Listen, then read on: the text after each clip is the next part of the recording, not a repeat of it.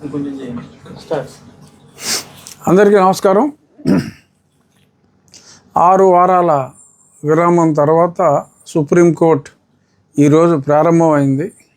తొలి రోజే మన item court number 2 justice Vikram Nath గారి బెంచ్లో వచ్చింది. మే 21వ తారీఖు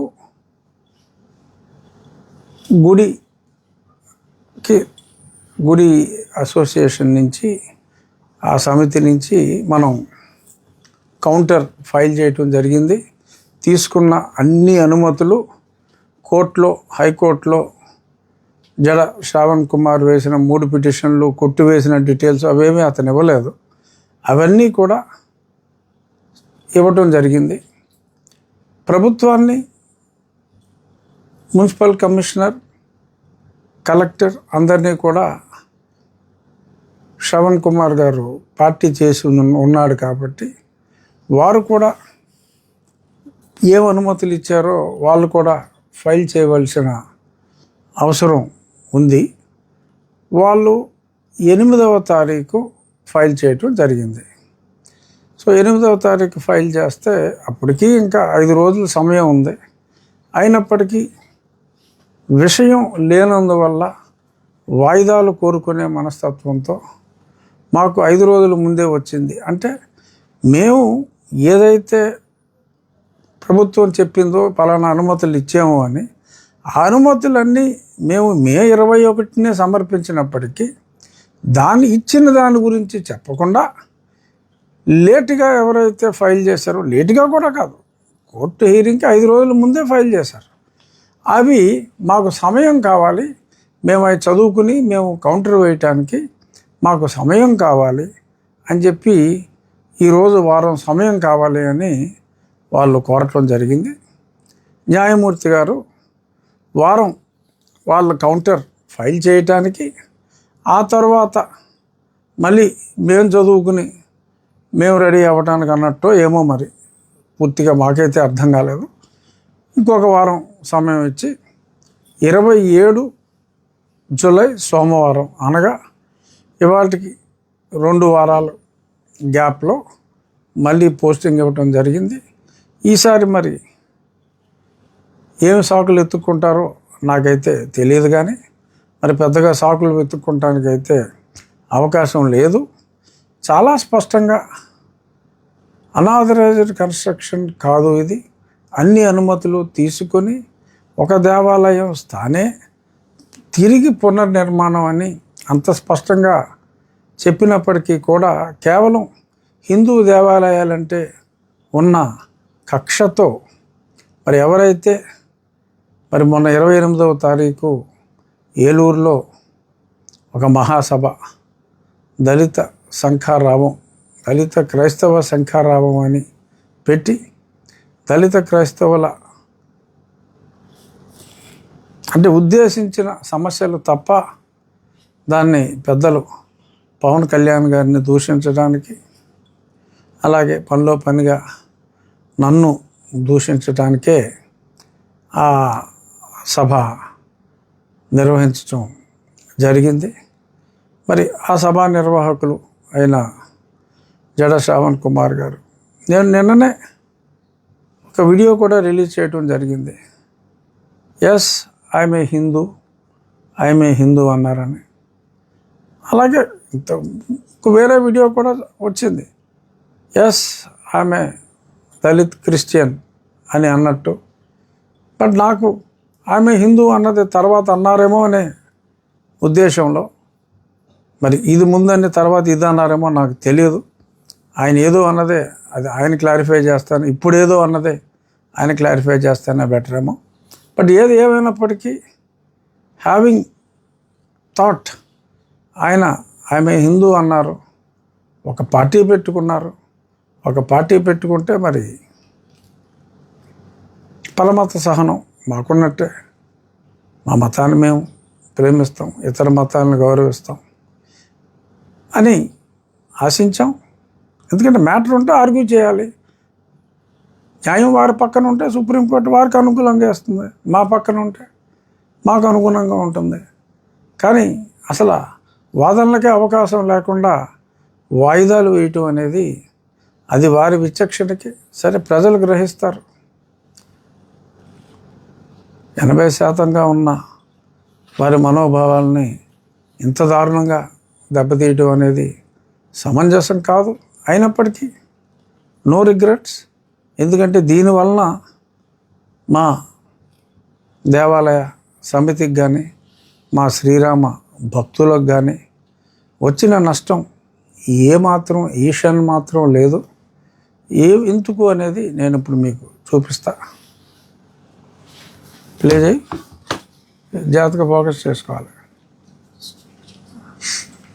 ఎక్కడ పెట్టాలి?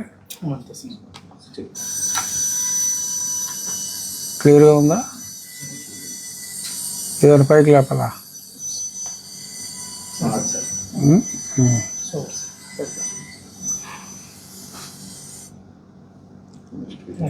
Next video.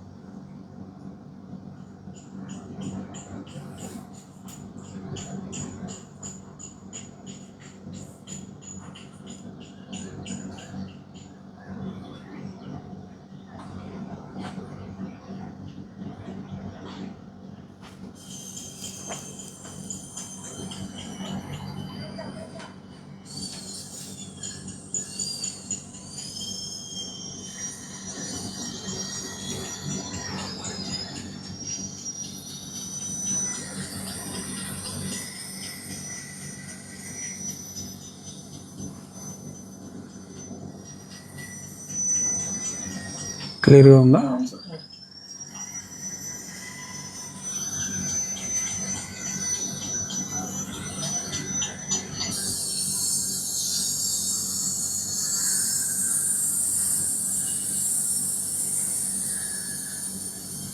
సరిపోతుంది, అర్థమవుతుందా?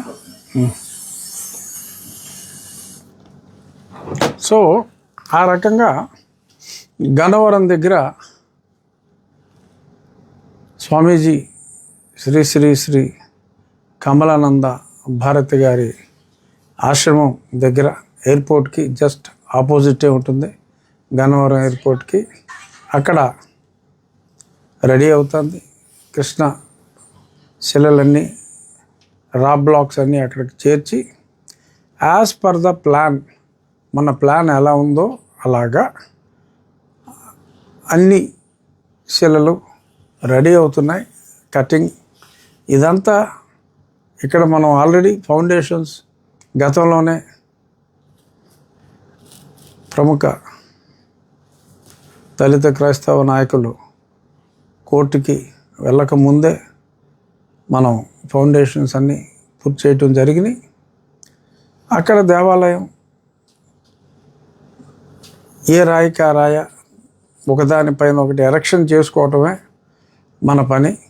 యాజ్ పర్ ద డిజైన్ మొత్తం టెంపుల్ టాప్తో సహా అన్ని పీసెస్ రెడీ అవుతున్నాయి. ఆగస్ట్ నెలాఖరు వరకు మనకి గన్నవరం దగ్గర పని ఉంది. ఒక వారం లేట్ అయితే, వర్షాలు ఏమన్నా ఉంటే ఒక వారం లేట్ అయితే లేట్ అవ్వచ్చు. సెప్టెంబర్ మొదటి వారానికి దేవాలయంలోని అన్ని భాగాలు రెడీ అవుతాయి. ఆ పిదప మనకు ఒక 2 నెలల్లో ఎలక్షన్కి సమయం పడుతుంది. సో ఈ 27వ తారీఖు తర్వాత శ్రావణ కుమారులు ఇతర కుమారులతో కలిసి ఇంకో వారం లేట్ చేసుకున్నప్పటికీ కూడా మనకి 1 గంట కూడా దాని వలన దేవాలయ నిర్మాణానికి ఎటువంటి ఆటంకం రాదు. వారి కుట్రలు వారిని మనం ఎలా చెప్పాం. నిజంగా హిందువుల మీద మీకు ద్వేషభావం లేకపోతే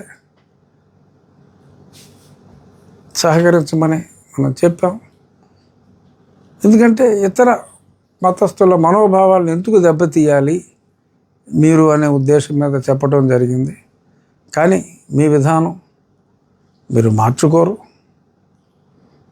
సరే, దేనికైనా ప్రతి దాంట్లో కూడా in every crisis there is an opportunity అని మా పెద్దలు చంద్రబాబు నాయుడు గారు ఎప్పుడూ చెప్తూ ఉంటారు.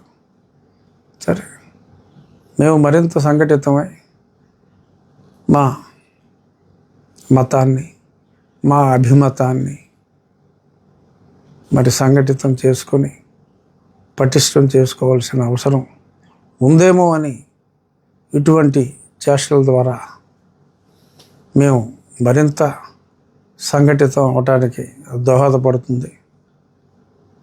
శ్రీరామ భక్తులకు ఆ దేవాలయానికి విరాళం ఇచ్చిన 100 రూపాయల దగ్గర నుంచి విరాళం ఇచ్చిన 10,000 వరకు విరాళం ఇచ్చిన దాతలందరికీ కూడా నేను చెప్పేది ఏమిటంటే, ఎటువంటి ఆలస్యం జరగకుండా దేవాలయ నిర్మాణం ఎవరెన్ని అవాంతరాలు కలిగించినా కూడా సమయం మనకి వేస్ట్ అవ్వకుండా దానికి అన్ని ఏర్పాట్లు మనం చేసుకోవటం జరిగింది. సెప్టెంబర్ మొదటి వారంలో క్రేన్తో చకచక ఎరెక్షన్ చేసుకోవటమే మనకి మిగిలి ఉన్నది. అప్పటి వరకు అక్కడ పనులు జరుగుతూ ఉంటాయి. ఇందాక చెప్పినట్టు ఎవరైనా అటుగా వెళ్తే గన్నవరం ఎయిర్పోర్ట్కి ఆపోజిట్లోనే ఎవరిని అడిగినా చెప్తారు కమలానంద భారతి గారి ఆశ్రమం ఎక్కడ అని. దానికి పక్కనే 100 గజాల దూరంలో మన ఒక దత్త పీఠం వారి ఆశ్రమం కూడా అక్కడ ఒకటి ఉంది.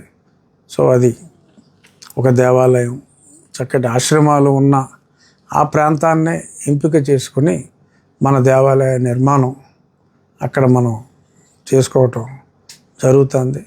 భక్తులు అక్కడికి వెళ్ళి దాన్ని పరిశీలించవచ్చు. శ్రీరాముని దయ వలన ఖచ్చితంగా ఈ చిన్న చిన్న ఆటంకాలు మనం